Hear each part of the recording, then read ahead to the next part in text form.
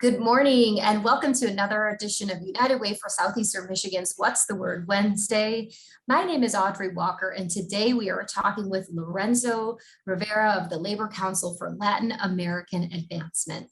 If you have questions for our speaker today, please leave your questions in the Q&A box if you're watching on Zoom or in the comment box on Facebook, and we'll get to as many during our conversation. Today, we wanted to honor two important events that take place in September. The first being Labor Day and the second being Hispanic Heritage Month. We wanted to look at how these two events are related and why it is so important to celebrate both. Today, we are going to be chatting with Lorenzo Rivera, who has served as the president of the Oakland County chapter for the Labor Council for Motors and held multiple elected positions within the United Auto Workers, including being appointed to the UAW International Staff in 2000. We look forward to hearing more about the work of the labor movement and specifically the impact and contributions from the Latine community. Lorenzo, thanks so much for being here today. Thank you.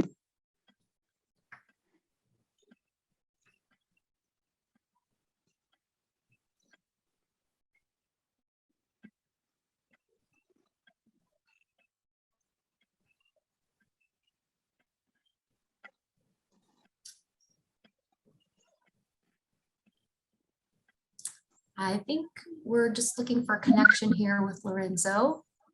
But one of the things we were looking to get into today were a little bit more information about the Labor Council for Latin American Advancement. For Latin American Advancement. Lorenzo, are you there? Can you provide some information about the background and history in your organization? Can you hear me now? Yes. Labor Council for Latin American Advancement was started and established back, I believe, in 1972, when a group of leaders that were within the AFL-CIO, that includes all organized labor, including the UAW, put together an organization that would allow Hispanics to get more involved and get education in the labor movement and organized labor. Then at that, they started chapters throughout the country, including Puerto Rico. So we got chapters all through the country. Over 1.2 million members of the organization. In Michigan, we have right now 3. We got Detroit, Wayne County, we got Lansing Metro, and Oakland County. So it is a vehicle that was put together so people like me that were involved back in the day when we first started could use to educate ourselves, educate our members, and also use our organization's ability to move forward and grow and educate yourself. So without this organization, things could have moved probably, but not as fast as we did since now. And so why is it important for us to have this chapter in Michigan?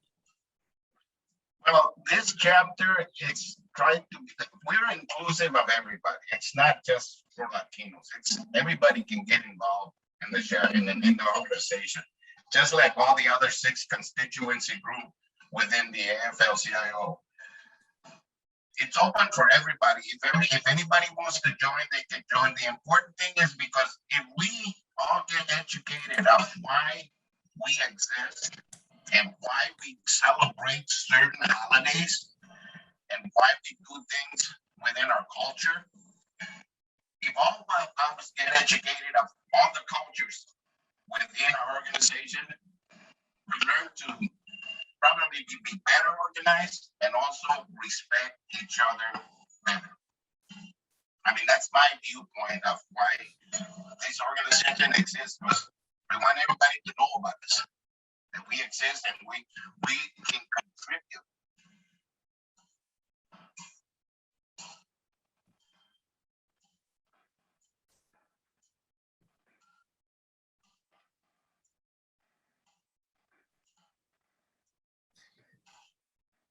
All right, and we are so lucky in this region to have such strong labor roots here at United Way for Southeastern Michigan. We value and respect our longtime relationship with our union friends. What do you see some of the current challenges for workers in our region? I think you wanted to give a shout out to our labor liaison as well. Well, I've been part of this organization since it got chartered back in May of 1980, May 23, 1980. That's when it got chartered. But we started getting organized in 1978. So it took a couple of years to get chartered. But I've been a part of organizations like the United Way. I was part of the United Way Board and Food Bank of Oakland County. So I've been involved with the United Way, and the United Way always reached out to organizations, especially the UAW. I know they do all of them, the FLCO, but they used to reach out they still do reach out to the UAW, where it lets us try to find ways to help within the community. There's a lot of need in the communities. We do fundraisers. We just had our golf outing. We do fundraisers to give out scholarships within our community. We're in conjunction with our local UAW, local 5960 from the Orient plant. We meet there. So we work with our local when we need help for the needy, because we do a senior dinner for La Amistad senior citizens in Pontiac. We reach out to the United Way and the food banks. Sometimes they donate boxes of food that we give out for them people there. Our dinners are potluck. We all make a dish, and then we all serve the seniors. So stuff like that we do is something that our community needs. The community is out there, especially now with this pandemic. Our community needs us more than ever. Thanks for sharing that, Lorenzo. This is Amanda Klein. I am on the Latine advocacy team. Sorry, we are having a little bit of internet connection. I know that Audrey's internet is going a little bit slow. So I'm going to jump in with a couple questions that I'm hoping you can help us answer. With COVID and returning back to the workplace, what do you think are some of the greatest concerns facing Latino workers in the region? Are there any hesitations about returning to work? Is there a little hesitancy about the COVID restrictions, about the vaccine? What are you hearing? What are you seeing? A lot of our problem with COVID right now within the Latino community is the lack of not reaching out and really educating our community and letting them know the importance of getting vaccinated, because there's a lot of doubt, because through the years we've been, and I hate to say that, but we've been lied to, we've been discriminated at.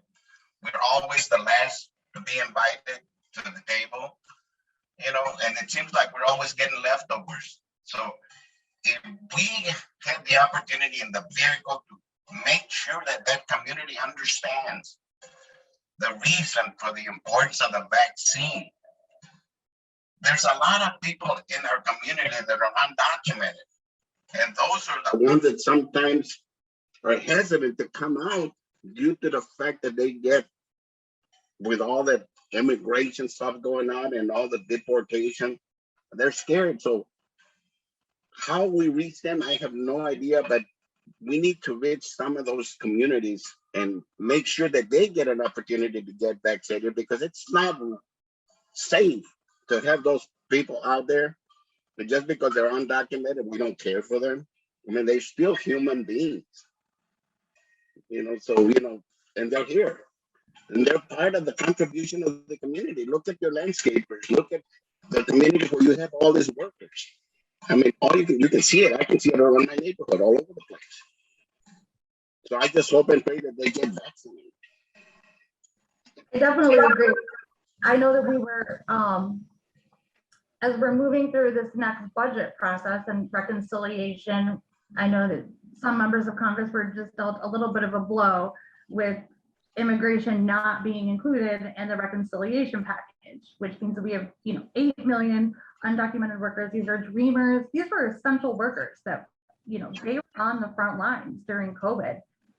Is your organization doing anything to help advocate for maybe a plan B on how we can move some of these immigration policies forward? They're always doing, our organization through the Washington office and the other constituency group are always in the forefront of trying to make sure that they're aware of this immigration policy, like the dreamers and all of that. We're always trying to keep that in the forefront so people don't forget. Because if you keep bypassing that problem, it's never going to go away. I mean, if you think it's just going to go away, it ain't. It's there. There's a lot of them that have been here, years since they were young. They got careers. So our organization does a great job to do rallies in DC, to go to hearings when it comes down to the immigration laws and the reform, instead of, like you said, on this bill, they put it again on the back burner. You put it aside like it's gonna go away. But yeah, they are always in the forefront trying to make sure that this gets attention every time it comes out. That's great. And I believe we have some of the tweets, so we'll definitely be tweeting out some of the things that your national organization has been putting out. I believe they just did it Immigration Day of Awareness. So we'll share that information. Any way that we can partner on that, let us know. I want to shift a little bit.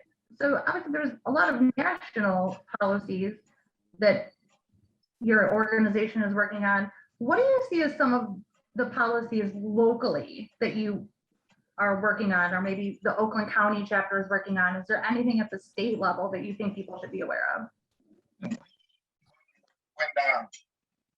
When the conversation comes up about immigration and undocumented workers, it seems that the political parties that are bringing this to the forefront, it's always a political party that's trying to get rid of it.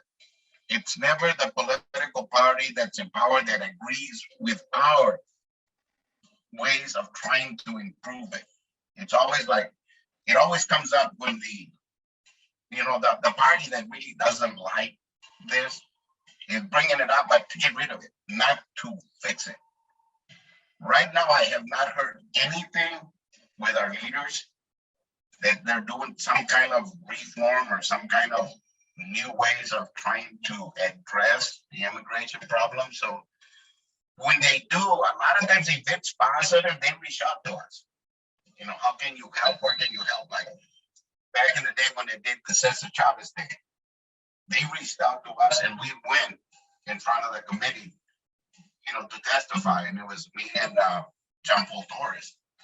So we do get involved, but as far as bringing it up, yeah, I don't know if you guys know Bates. I think his name's Robert Bates. He used to go around and talk about all his conversation was immigration. And but he was by himself, with a few people. And I think he's still out there. I haven't heard from him. He's a friend of mine on Facebook, but I haven't heard from him in a while. So, but yes, if they invite us to the table, we will go to the table and try to help. So, I don't know. We've always heard this saying that if you're not at the table, that means you're more likely to be on the menu. And that was Walter Reuther saying back in the UW. Walter Reuther said, if you're not in the table or invited to the table, you will be part of the menu. That was one of his sayings that Walter Reuther had. So I guess to that point, does your local chapter, did they help recruit young Latinos or Latino workers to run for office, even at the local level or at the state level? Do you help with maybe trainings or get people engaged in sitting on some of these local boards that make these decisions? Well, there's right now there's like right in Oakland County, in both local unions have Latino, Hispanic presidents. It's Luis Rocha, it's our local president, and it's Ed Barreos, who is the president of UAW Local 653. And yes, we do reach out to the floor of the work of the plants to try to encourage young Latino workers to get involved, like they reached out when I was young. When I was young, the one that reached out a lot to me, and he was a great friend, was Ernie Emery. He was the president of our local. He was the one that moved and motivated me and Dave Mora to get this organization going and start this organization. In the political side, the one that reached out to me to get me involved, because I was a little mouthy, and I was outspoken, was Dick Long. Dick Long from Local 653, like back in 78. He reached out and told me to start getting involved in the political process and educating. Now that's why I went to classes to learn rubber rules, parliamentary procedure, stuff like that. So when you talk, you're talking accordingly, and you don't be shut up because you are violating this, you're violating that, and that's the easiest way to shut you up. So yes, we do try to encourage our young membership to try to get involved. And to run for office, John Paul Torres just ran for Waterford Township Supervisor, and he was on the school board. I think he still is in the school board of Waterford. So John is a very smart young man, up and coming, and I wish him a lot of luck. And I talk to him quite often, and he's one of the, I say, upcoming future, hopefully, politicians that'll be running for office. But in the past, we've had some of them there that were and they ran, like the one from Mount Clemens, I forget his name. He ran 2 terms and got term limited out, and that was it. But he was pretty good. So there is some. I know John as well from previous work, and I love hearing the history. I know you've been involved in the labor movement for so long. My dad was Buick City, so I have a little bit of like UAW roots here. It's not Buick City anymore. I can't remember what they renamed it. So as I'm sure you are well aware, Michigan a few years ago became a right to work state. We are kind of moving into this economic recovery of the pandemic. Is there a segment of the work population that you would like to see organized? Or are there options if somebody works someplace, a restaurant, or they work at another grocery store, is there a way for them to organize? Who should they reach out to? Well, they should reach out to part of the AFL-CIO, first of all, because there's a lot of retail going on. I mean, retail is growing. The fast food is growing. It seems like those are the 2 major industries that are growing. They need to reach out to the organizing department with AFL-CIO if they want to go through that, which is like our parent organization that runs all the organized labor. Or if not, if they feel more comfortably with a certain labor organization, reach out to the UAW or something and call the organizing department and have a meeting with the organizing department. If they reach out to us, say they want to go reach out to, and I'm going to just throw it out, the landscaping community. Let's try to organize the landscaping community, because that's the majority of Latinos that you see working out there. And they would reach out to us to go help explain why to join organized labor. We would gladly do this, as long as it's not a partisan politic type of meetings, because we're not supposed to be in partisan politics. We're supposed to be just educating people. That makes sense. That's good information. We can definitely share some of those links in our chat as well. Just a couple more. We know that Latina Equal Pay Day is actually going to be recognized. I believe it is October 21st this year. And this is the day that when Latino pay catches up to that of what white non-Hispanic men make from the previous year. Latinas typically earn only 55 cents for every dollar earned by white non-Hispanic men. And this is just unacceptable. I believe this is one of the last equal pay days that we recognize in the year. Is your organization participating in any advocacy efforts to bring awareness to Latina Equal Pay Day, or are you doing anything locally, or do you know if your organization is doing anything at the national level? Oh yeah, they're definitely doing it at the national level. They have the Latina Equality for Women Pay conference every year, where they invite professionals to talk to Latino women and speak about the wage disenfranchisement that they have, because you're right, their pay is way lower than any other culture right now. So yes, they do have the awareness of that, and it because I get, we all get the presidents get the emails of all the programs that they're putting on. So they do have the awareness for that. Great. So for many years, we saw the emphasis on going to college, completing a four-year degree. And that narrative it's shifting a little bit, where I think that there is more discussion on you can learn a skill trade, you can go and you complete a program and you can make a really good living. Are there programs that you are aware of or that you would recommend for those who might be looking for something different or want to upskill?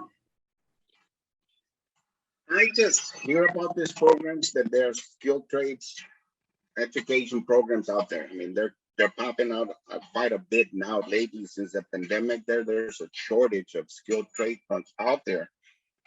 As far as they're making a specific move to try to get young Latinos that are going to college, and that I am not aware of. If they're doing it, I don't know of it.